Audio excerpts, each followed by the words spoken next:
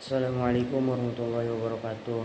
Perkenalkan, nama saya Sabtu Bari dari Prodi HKI semester 2 yang akan mempresentasikan mata kuliah Hukum Adat yang berjudul Pengertian Adat dan Ciri-ciri dan Tujuan.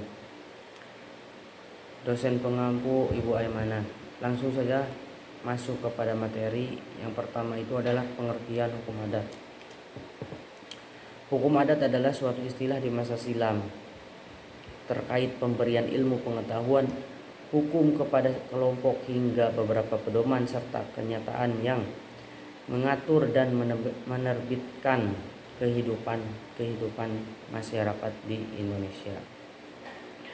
Hukum adat adalah hukum yang berlandaskan ketetapan hakim yang berisi norma-norma hukum dalam lingkungan di mana memutuskan perkara. Hukum adat berasal dari kebudayaan tradisional. Yang kedua itu adalah ciri-ciri hukum adat. Yang pertama itu hukum adat umumnya hukum yang tidak tertulis. Yang kedua itu norma-norma hukum adat tertuang dalam petuah-petuah yang memuat asas kehidupan dalam masyarakat. Ketiga itu asas-asas yang dirumuskan dalam bentuk pepatah-pepatah, cerita-cerita, dan perumpamaan. Kepala adat selalu dimungkinkan ikut campur tangan dengan dalam berbagai urusan. Yang keempat itu faktor-faktor yang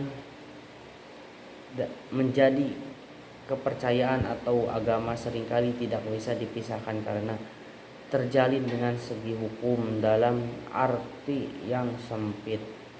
Terakhir itu ketaatan dalam melaksanakannya lebih didasarkan pada rasa harga diri setiap anggota masyarakat. Tujuan hukum adat itu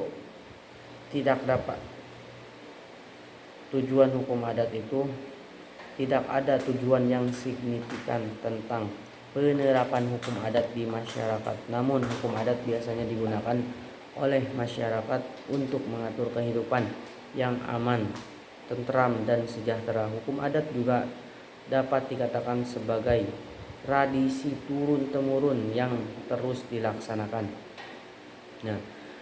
Hukum adat dilihat dari sifat hukum adat. Hukum adat di Indonesia memiliki beberapa karakteristik yang berkaitan erat dengan suatu golongan masyarakat. Sifat-sifat hukum adat adalah yang pertama itu tradisional, bersifat turun-temurun, religius, berkaitan dengan nilai-nilai keagamaan dan kepercayaan kepada Tuhan Yang Maha Esa. Kebersamaan, mengutamakan kepentingan bersama, konkret, nyata, berwujud, dan maknanya jelas. Jadi intinya hukum itu terbagi menjadi dua. Yang pertama itu adat, yang kedua itu kebiasaan.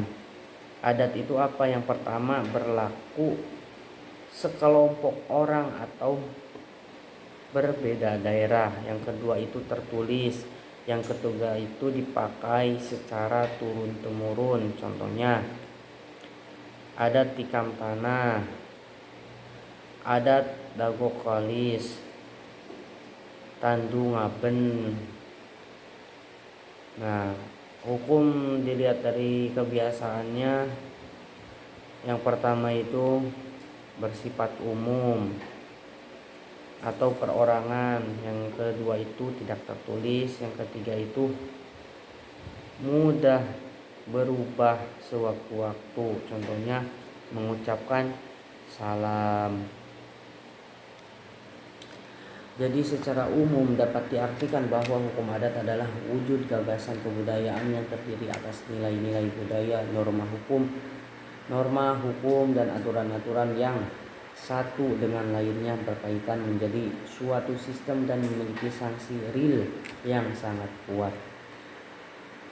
Merinci perbedaan antara adat istiadat, norma, dan hukum. Adat istiadat merupakan sistem nilai budaya, pandangan hidup, dan ideologi. Sistem nilai budaya berfungsi sebagai pedoman hidup warga masyarakat dan sebagai konsep pedoman hidup warga masyarakat dan sebagai konsep sifatnya sulit diterangkan secara rasional dan nyata karena berbeda dalam daerah emosional seseorang.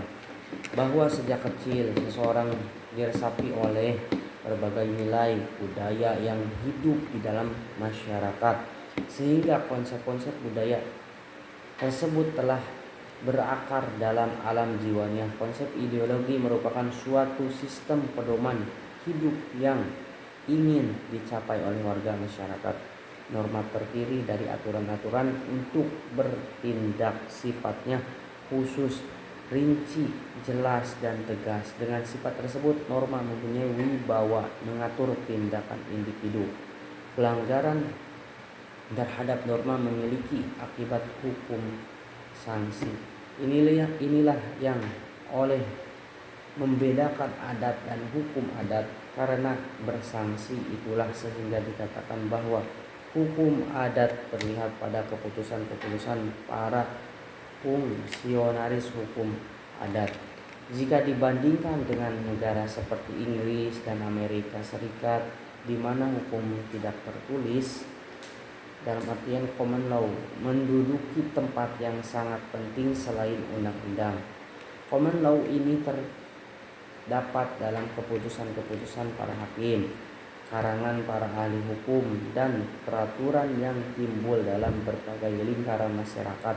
Di negara-negara ini hukum terwujud tidak hanya dalam undang-undang melainkan keputusan hakim, pendapat ahli, dan juga di dalam masyarakat. Sekian presentasi dari saya.